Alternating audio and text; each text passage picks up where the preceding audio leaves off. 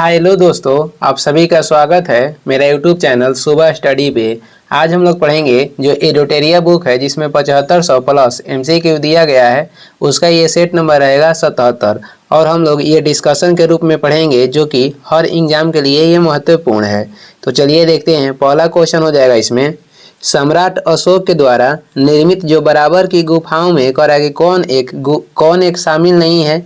सम्राट अशोक के द्वारा निर्मित बराबर की गुफाओं में कौन एक शामिल नहीं है। तो इसमें से कह रहा कौन शामिल नहीं है, तो नागार्जुनी गुफा। नागार्जुनी गुफा जो है इसमें शामिल नहीं है। बाकी शामिल है कौन कौन सा है, सुदामा गुफा हो जाएगा, कौणे चौपर हो जाएगा और विश्व झोपड़ी हो जाएगा। जो बराबर की गुफा है ये सम्राट अशोक के द्वारा बनवाया गया था और ये स्थित है गया में। इसमें कह रहा था कि कौन शामिल नहीं है, तो नागार्जुनी गुफा इसमें शामिल नहीं है।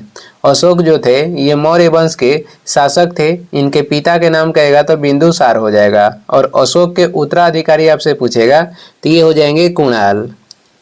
भारत के आइंस्टीन किसे बोला जाता था, नागार्जुन को भारत का आइंस्टीन बोला जाता था और ये कनिष्क के दरबार में रहते थे।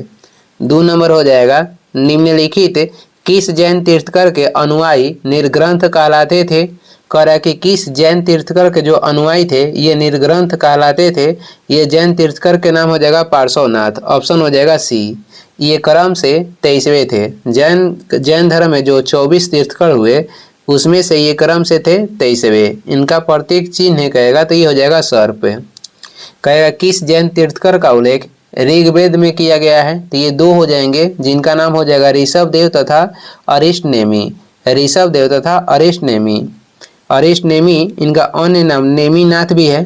प्रतीक चिन्ह हो जाएगा शंख और ये क्रम से थे 22वें। अजितनाथ ये क्रम से दूसरे थे, प्रतीक चिन्ह हो जाएगा हाथी। ऋषभदेव ये जैन धर्म के संस्थापक थे और प्रतीक चिन्ह कहेगा तो षण हो जाएगा। आगे बढ़ेंगे। 3 नंबर क्वेश्चन हो जाएगा। 3 नंबर में है, भारत की सबसे बड़ी तटीय झील कौन सी है। तो भारत की सबसे बड़ी तटीय झील हो जाएगा चिल्का झील, जो कि उड़ीसा में स्थित है और ये खारा पानी के लिए प्रसिद्ध है।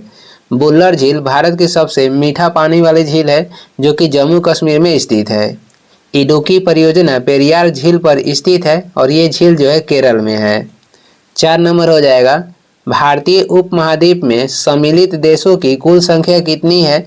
भारतीय उपमहाद्वीप में सम्मिलित देशों की कुल संख्या हो जाएगा 7 और उसका नाम हो जाएगा भारत, भूटान, बांग्लादेश, नेपाल, श्रीलंका, पाकिस्तान तथा मालदीव।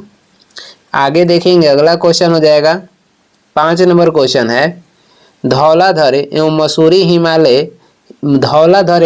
जो है हिमालय के किस श्रेणी के अंतर्गत आते हैं। धौलाधर एवं मसूरी जो कह रहा है कि हिमालय के किस श्रेणी के अंतर्गत आते हैं, तो ये आते हैं लघु हिमालय के अंतर्गत। ऑप्शन हो जाएगा सी। शिवालिक को हिमालय के पाद प्रदेश भी बोलते हैं। 6 नंबर हो जाएगा, निम्नलिखित में से किस द्वीप को अग्नि द्वीप के नाम से जाना जाता है। तो कौन सा द्वीप को जानते हैं, आइसलैंड द्वीप को। ऑप्शन हो जाएगा बी। किसे, तो आइसलैंड द्वीप को। सबसे बड़ा कहेगा द्वीप कौन सा है, सबसे बड़ा द्वीप हो जाएगा ग्रीनलैंड। और सबसे बड़ा द्वीप समूह कहेगा तो ये हो जाता है डेनमार्क। एशिया के सबसे बड़ा द्वीप हो जाएगा बोर्नियो द्वीप। एशिया के सबसे बड़ा द्वीप बोर्नियो द्वीप और सबसे बड़ा द्वीप कहेगा तो ग्रीनलैंड द्वीप है। हवाई द्वीप को प्रशांत महासागर का चौराहा कहा जाता है। आगे बढ़ते हैं। अगला क्वेश्चन हो जाएगा 7 नंबर है, मुंबई हाई में ओएनजीसी के द्वारा तेल उत्पादन की शुरुआत पहली बार कब की गई थी। मुंबई हाई में ओएनजीसी के द्वारा तेल उत्पादन की शुरुआत पहली बार कब की गई थी, 1974 ईस्वी में। ऑप्शन हो जाएगा बी। भारत में एसटीडी सेवा की शुरुआत आपसे पूछेगा कब हुआ था, तो ये हुआ था 1960 में। और कहाँ से कहाँ तक, कानपुर से लखनऊ के बीच हुआ था। भारत में स्पीड पोस्ट सेवा की शुरुआत कब हुआ था, 1986 में। नाबार्ड के गठन हुआ था कब, 12 जुलाई 1982 में। 8 नंबर हो जाएगा, किस मिट्टी में कैपिलरी की क्रिया सबसे अधिक प्रभावशाली होती है। किस मिट्टी में कैपिलरी की जो क्रिया है सबसे अधिक प्रभावशाली होती है, ये होती है किस मिट्टी में, बलुई मिट्टी में। ऑप्शन हो जाएगा बी। जल धारण करने की जो क्षमता कह रहा है कि इसमें कम होता है और क्षरण क्षमता इसमें अधिक होता है। जल धारण करने की क्षमता बलुई मिट्टी में कम होता है और क्षरण अधिक होता है। आगे बढ़ेंगे, अगला हो जाएगा, भारत में अंतरिक्ष कार्यक्रम की शुरुआत किस वर्ष की गई थी? भारत में अंतरिक्ष कार्यक्रम की शुरुआत कब हुआ था? तो ये हुआ था 1962 में। ऑप्शन हो जाएगा बी। भारत में पिन कोड सेवा की शुरुआत हुआ था 1972 में। और भारत में इसरो के जो गठन हुआ था 1969 में हुआ था। 10 नंबर क्वेश्चन देखेंगे, इंटरनेट पर उपलब्ध होने वाला पहला समाचार पत्र कौन सा है? इंटरनेट पर उपलब्ध होने वाला पहला समाचार पत्र हो जाएगा द हिंदू। ऑप्शन हो जाएगा ए। भारतीय पत्रिका के कहेगा अग्रदूत किसे बोलते हैं? तो भारतीय पत्रिका के अग्रदूत कौन थे? राजा राम मोहन राय। 11 नंबर हो जाएगा, वन महोत्सव की शुरुआत किसने की थी? वन महोत्सव की शुरुआत किसके द्वारा किया गया था? के मुंशी के द्वारा। ऑप्शन हो जाएगा सी। और ये कब हुआ था? तो 1950 में। भारत के जलीय मैन किसे कहते हैं? तो ये कहा जाता है किसे? वाटरमैन तो राजेंद्र सिंह को। चिपको आंदोलन जो था इसकी शुरुआत उत्तराखंड में हुआ था और इससे संबंधित कौन थे? सुंदरलाल बहुगुणा थे। नर्मदा बचाओ आंदोलन के कहेगा नेतृत्व कौन किए थे? मेघा पाटेकर।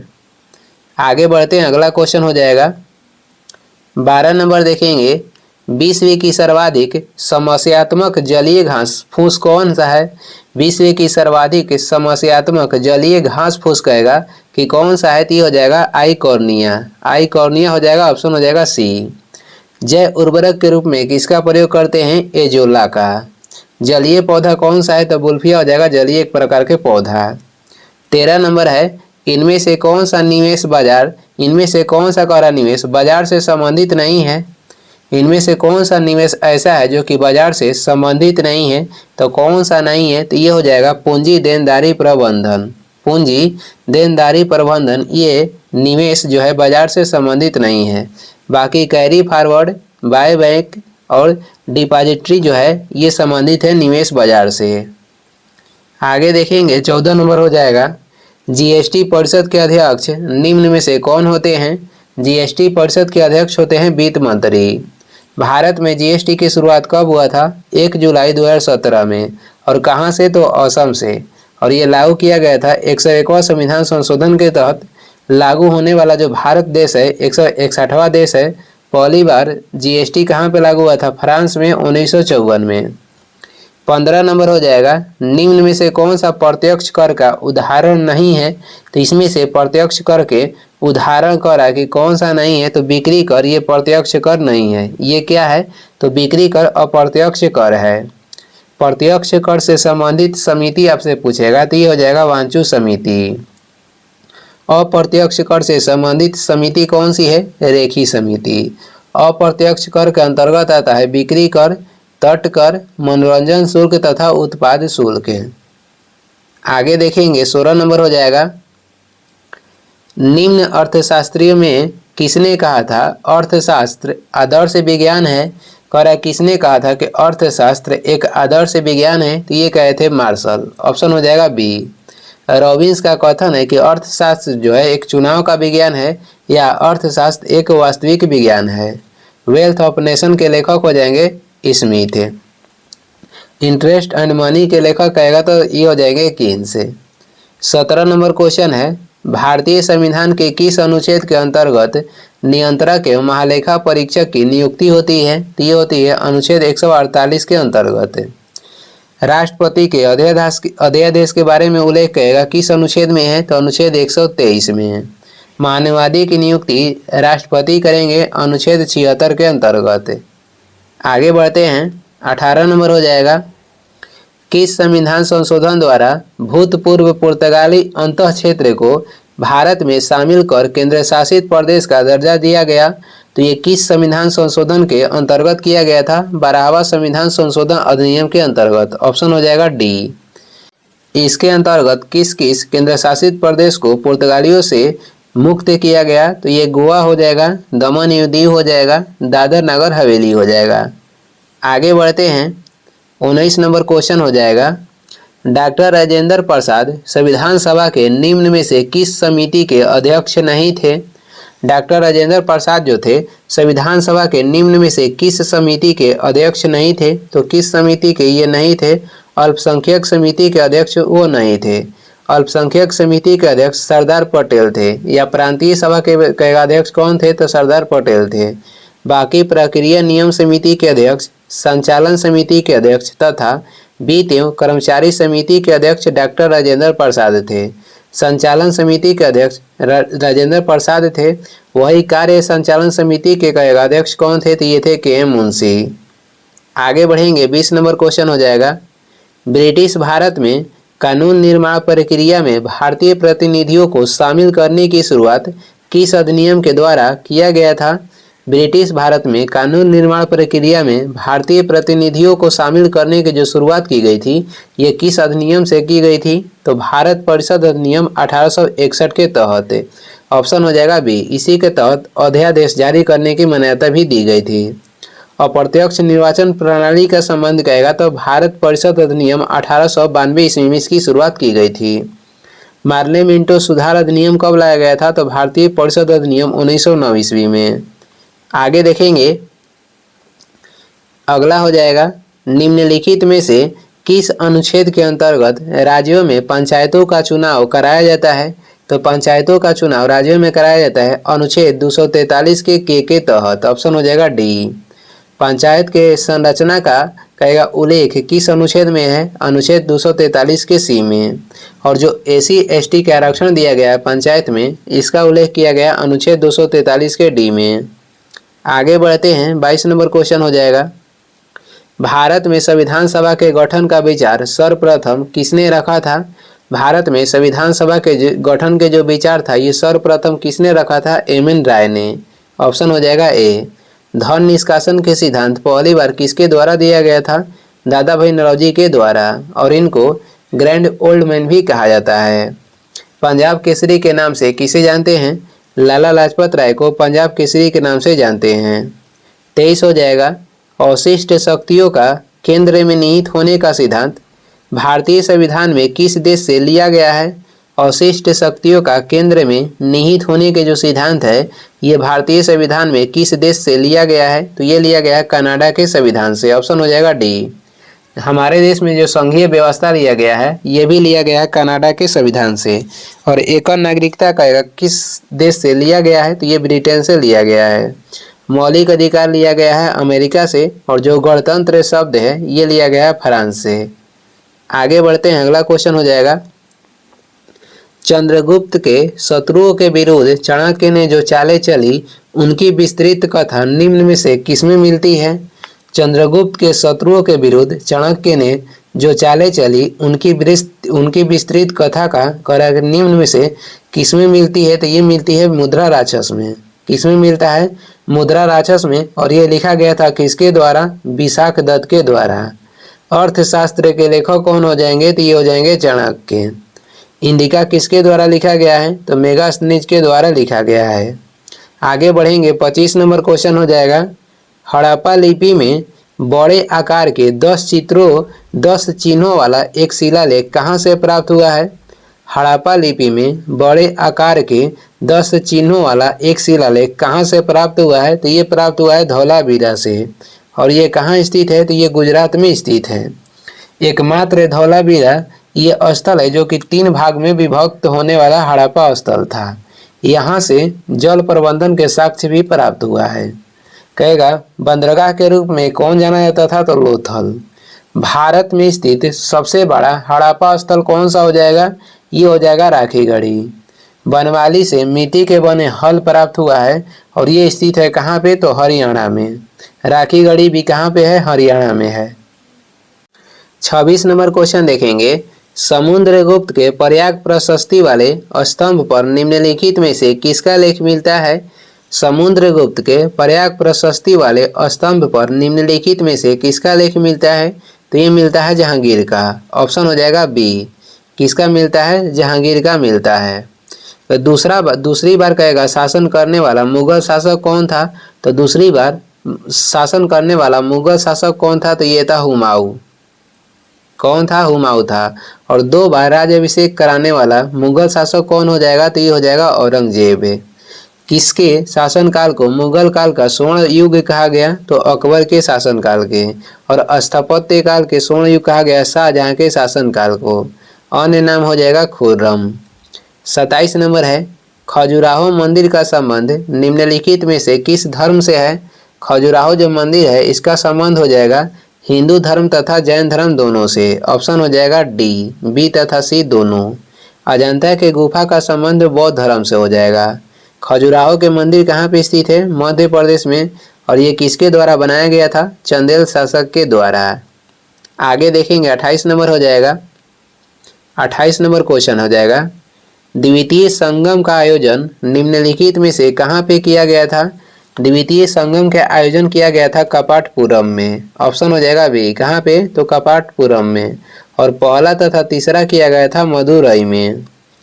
पल्लव वंश की राजधानी कहाँ पे थी? कांचीपुरम थी। संस्थापक थे सिंह विष्णु।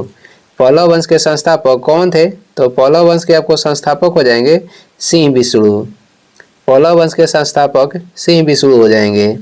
चोल वंश के संस्थापक थे विजयालय और राजधानी कहाँ पे थी? तो तंजौर थी। 29 नंबर हो जाएगा, गुलरुखी शीर्षक से पारसी कविताएं लिखने वाला सुल्तान कौन था? गुलरुखी शीर्षक से पारसी कविताएं लिखने वाला सुल्तान हो जाएगा सिकंदर लोदी। ऑप्शन हो जाएगा ए। आगरा शहर के कहेगा स्थापना किसके द्वारा किया गया था? सिकंदर लोदी के द्वारा 1504 में। दिल्ली सल्तनत में कहेगा कौन शासक सबसे अधिक दिन तक शासन किया था? तो ये लोदी वंश के संस्थापक बहलोल लोदी थे। वही वंश के बारे में कहेगा किस वंश ने दिल्ली सल्तनत में सर्वाधिक शासन किया? तो ये हो जाएगा तुगलक वंश। शासक कहेगा तो बहलोल लोदी हो जाएंगे। अंतिम शासक कहेगा लोदी वंश के कौन थे? तो इब्राहिम लोदी थे।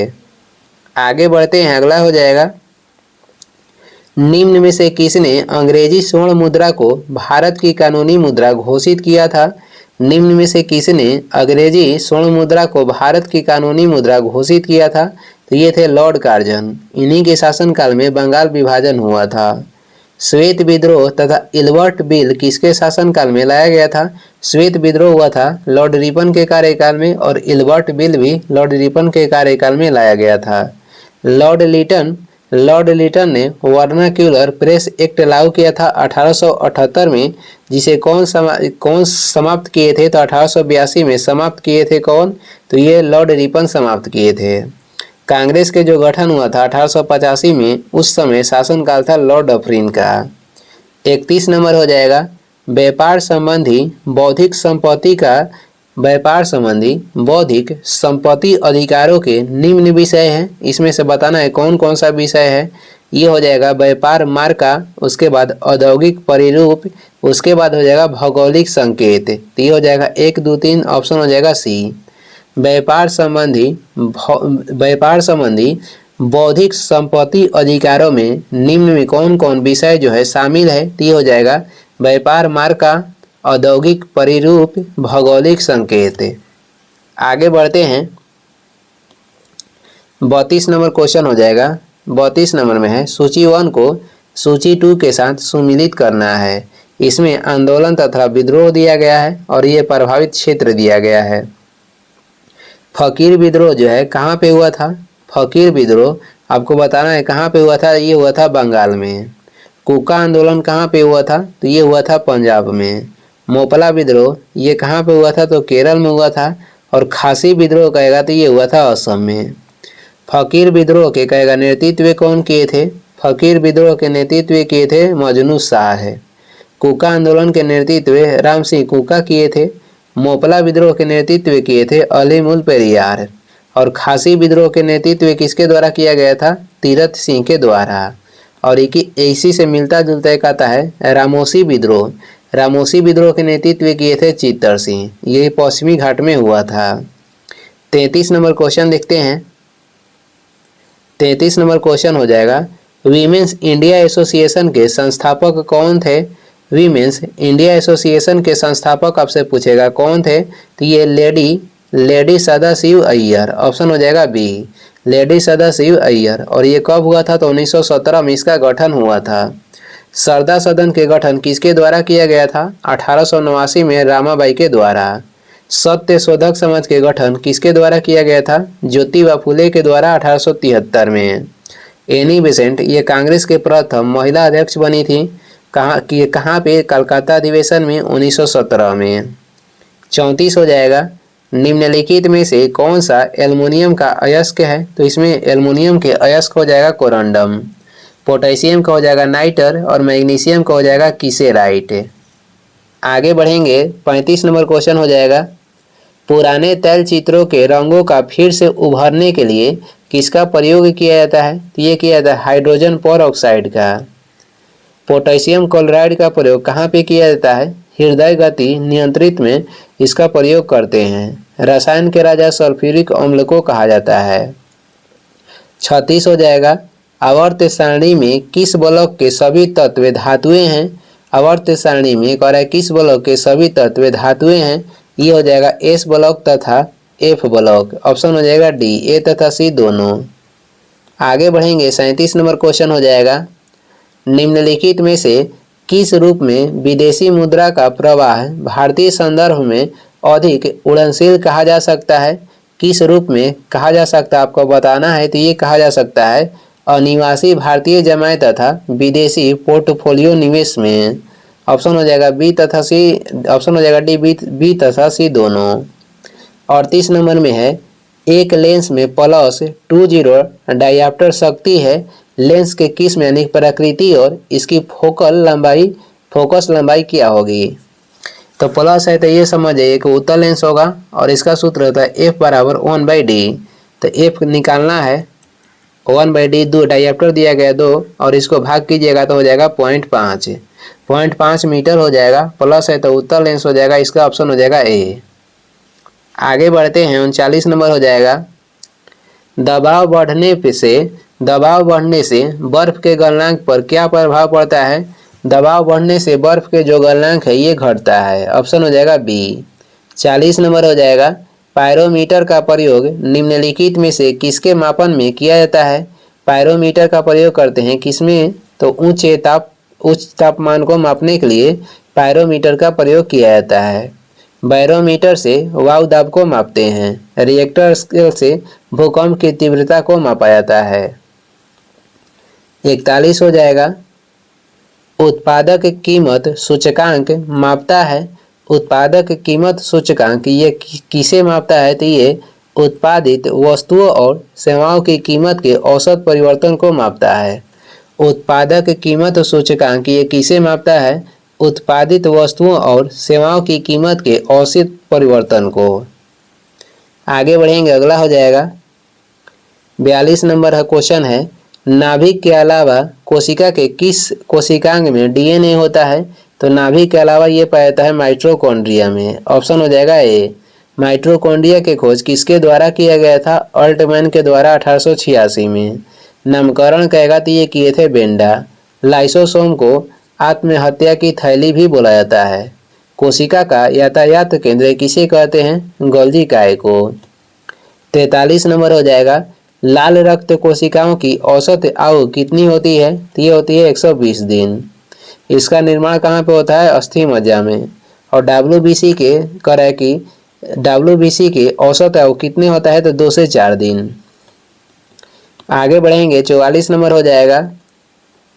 निम्नलिखित में कौन एकलिंगी है? इसमें बताना है कि कौन एकलिंगी है। तो ये हो जाएगा एस्केरिस। ऑप्शन हो जाएगा डी। केंचुआ तथा जोंक ये किस संघ के प्राणी है? तो ये आता है एनेलिडा संघ के अंतर्गत। आगे बढ़ेंगे, अगला हो जाएगा 45 में सूची 1 को सूची 2 के साथ सुमिलित करना है। देखते हैं, लाइपेज जो एंजाइम है इसका कार्य क्या है? लाइपेज एंजाइम के कार्य वसा विघटन एंजाइम है। ये वसा को विघटन करता है। एमाइलेज का कार्य क्या है? तो ये कार्बोहाइड्रेट के पाचन में सहायता करता है। एरेप्सिन जो एंजाइम है ये पॉलीपेप्टाइड को अमीनो अम्ल में बदलता है। एरेप्सिन एंजाइम पॉलीपेप्टाइड को अमीनो अम्ल में बदलता है। और ट्रिप्सिन एंजाइम ये क्या करता है? तो प्रोटीन के पाचन में ये सहायता करता है। और एक आता है पेप्सिन। पेप्सिन जो है ये प्रोटीन को पॉलीपेप्टाइड में बदलता है। यहाँ पे रिप्सिन है। इरेप्सिन ये पॉलीपेप्टाइड को अमीनो अम्ल में बदलता है और पेप्सिन जो एंजाइम है ये प्रोटीन को पॉलीपेप्टाइड में बदलता है। आगे देखेंगे